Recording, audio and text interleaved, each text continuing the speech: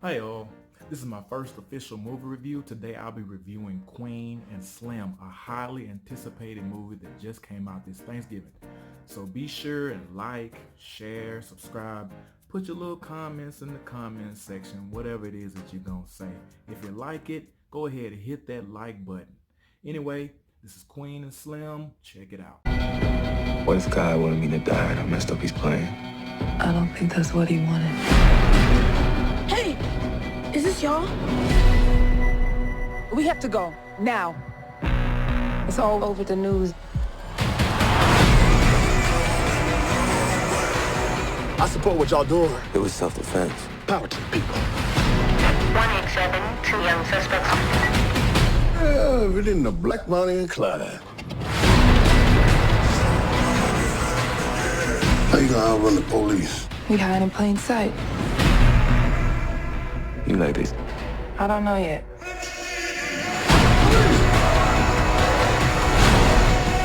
Don't worry, you're safe here. It's an honor to meet y'all. Y'all really gave us something to believe in.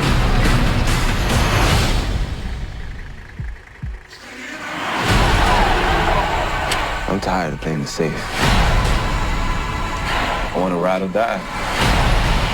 As long as my lady remembers me fondly, that's all I need.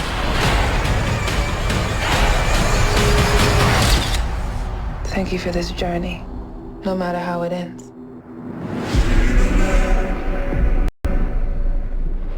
Queen and Slim, a film about black love, conflict, and the decisions that we have to make in life. I was about 5 minutes late to the film. Yeah, don't do that because you're gonna miss a lot. Whatever I was doing before, I shouldn't have been doing it because what else in the world is more important than watching this beautiful film, this beautiful work of art? So by now you've seen the full trailer, so I cut it short for time's sake. This movie, it speaks very well to the uncanniness of our circumstances and how we're forced to make choices that we wouldn't have otherwise made. Ernest Hines and Angela Johnson, aka Queen and Slim, are the perfect characters to put into this scenario. They started on a Tinder date. Not tonight. So you turned to Tinder. What made you pick me? They decided, talk over coffee like regular people do, and they are put into a circumstances where they have to make a choice. They have to decide, am I gonna live or is this cop gonna live? Put your hands on your head and get on the ground now. Are you serious? Get on the ground! Why is he under arrest? Back in the car! I am an attorney. Jill, I'm just reaching chill. for my cell phone.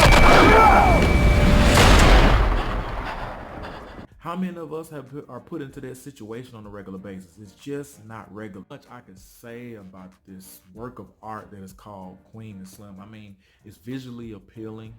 I mean, the storyline, the screenplay is on point. Lena Waithe, shout out to your crew, all the people that help you. Melina Masukas, you did an excellent job of showing movement with these characters and how one person's objective can meet another person's objective. They can meet in the middle, meet another person's objective, and create a storyline that is absolutely outstanding. I was impressed. Okay, I was very impressed, and the reason why is because if you learn anything from watching stuff like Queen Sugar and Issa Rae's Insecure, you know that black people and the lighting that we have to experience and the stuff that people have to do to learn how to put the lighting on us and make us look glamorous and make us look a certain way, it takes a lot of study, timing, direction, all that stuff. So shout out to all of them. The lighting was excellent. Somebody should get an Oscar, whoever did that. I made a post recently on Facebook that was talking about how black people, the African American experience in terms of love and how we approach it are not monolithic. In other words, we are not just one type of way with each other, just like white people or Asian people or people from other countries are not one way, meaning we have a varied amount of experiences in this United States, in the other countries, the Americas, whatever. So Lena Waithe and Melina Masukas did an excellent job in showing that just because he's the man, he's strong, doesn't mean he doesn't have doubts and fears, and some of those fears don't catch on and bleed out into the circumstances that he finds himself in. Same thing with Jodie Turner-Smith's character, Queen. she ends up in a situation she never experienced imagine herself to be in. She's a lawyer, so she type A personality, and she is, because she's very strong-headed. She meets with Slim, who has his doubts, who's very quiet, who's reserved, but at the same time there's an inner journey going on with him that she's not aware of. And as time wears on in the movie, you begin to see that inner journey stretch out into real circumstances. See, these are two very powerful points, and I think just these seasoned places in the movie is what makes it so very poignant. It speaks to every point that they're trying to make visually as well as verbally. Toward the middle of the movie, Slim asks Queen what she wants. She tells him, I want a man who can see me for who I am. She says she wants a man who's not afraid to kiss her scars, somebody who can see her in all her ugliness. She wants to show a man how ugly she can be, which speaks to the idea of like an archetype of how we're put in this position where black women are anyway, and black men, but black women specifically, they're put in that position where they have to be strong for everybody, where it has to be as if, they're the backbone of the family. They've always been the backbone of the black family, and how, they're put in these positions and they have to be perfect. I think what Queen was basically saying is, I want to be able to be the real me. He was asking her what she wanted. What is it that she wants in a man? What does she want in life? She said she wants to get with somebody who can see her scars, who's not afraid of them. She also said something that's very interesting. She doesn't want him to look at the scars and be able to make them to go away, but she wants him to be able to see the scars and remain there. As long as my lady remembers me fondly, that's all I need. Hey, y'all. We in this segment of this review. Y'all come closer. Come real close. Come on. Yeah, a little bit closer. Let's talk about the black cop who let them go. Go see it, but let's talk about him. So in the movie, about 3/4 of the way, they're at the shepherd's house, and they have just come from up under the floorboards. Yeah, she nearly breaks her face. She tells him he needs to jump out. He's like, hey, we're too high. She does it, nearly kills herself. He jumps out, does exactly what she says, which there's so much I can say about that, because he follows her lead, and he does, and that's another part of that alpha thing. But the point I want to make is the black cop is in the film. He's with his counterpart, the white cop, who says, he's hearing stuff. They're in the garage, and Daniel Kaluuya's character is trying to get parts so that he can break the steering column so that he can get the car to turn on.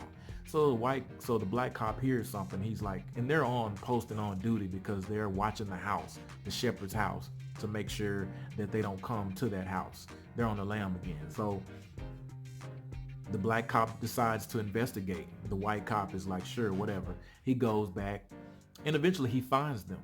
And when the garage door opens and they're about to leave, and he finally gets the car started, the cop looks at him and he lets him go. Basically, when you leave this film, you're not going to leave out of there saying, that was a terrible waste of my time.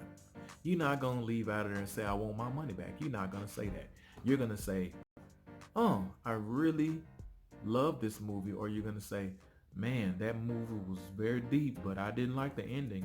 Or you might say, man, I love those characters, but the story could have been better. Or you might say, I loved absolutely everything about the movie. I want more. But there's very little wiggle room for I hate this movie. It is very traumatic to watch some of these themes. Even my friend, when I text her, she saw it the day before I saw it. She says, oh my God, I'm stressed. She's typing, I'm stressed. I said, why are you stressed? She's like, it's just too much. And I'm like, I gotta go see this. I was gonna see it anyway. But it's probably got an R rating. I didn't check that. I wasn't concerned. I was gonna see it anyway. But yeah, don't take your toddlers, don't take your middle schoolers, take your high schoolers and explain to them what's going on. Y'all, I would be absolutely remiss if I didn't talk about this dope soundtrack. Raphael Saadiq, Meg the Stallion with this New Orleans bounce intro beginning thing that they do in the New Orleans thing. Hey, it's Meg the Stallion. Meg the Stallion. Meg, not Meg. Earth Gang. Yeah, everybody's vibing to them now. They ended up on the soundtrack. just killed. Roy Ayers. Roy Ayers, yeah, the same guy who sings My Life, My Life, My Life, My Life in the Sunshine. Well, he's singing it, searching, searching, searching, searching. So it sounds Sid from the internet, you know, Sid Kentrada. So awesome. And of course, the one and only Miss Lauryn Hill in her powerfully soul-shivering new song, Guard the Gates. Guard the Gates. Man, I'm telling you, when I heard the voice and I was watching the screen, I stopped because it took me back to when I was like in my 20s and I heard Miseducation and all that, and I was like, she back, y'all. And I heard she about to do another album.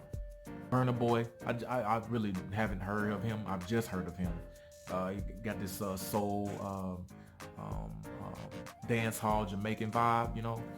He looks pretty dope though. I've seen it in people. And lastly, but not leastly, Devontae Hines. I never heard of him. He did a powerful, slow down, chopped and screwed, sultry R&B version of the Pharcyde's Running Away. Well, theirs is called Running, but this was called Run Away. And when I tell you it fit the little scene that it was in, oh my God. They played it in the part where Queen and Slim were in the car smashing, you know what I'm saying? You know, there's a part, to say that this movie is art is an understatement. If y'all want to see some art, you know what I mean, check out that scene right before they go to the juke joint, or they leave the juke joint. What happens after that? And they go to sleep. And you know what I'm talking about. Some art going on. Some art. Yeah, anyway, that was a powerful scene. And man, listen, this soundtrack is sick. So there's nothing bad about this movie. There's very little except that I didn't like the ending. And y'all gonna check it out.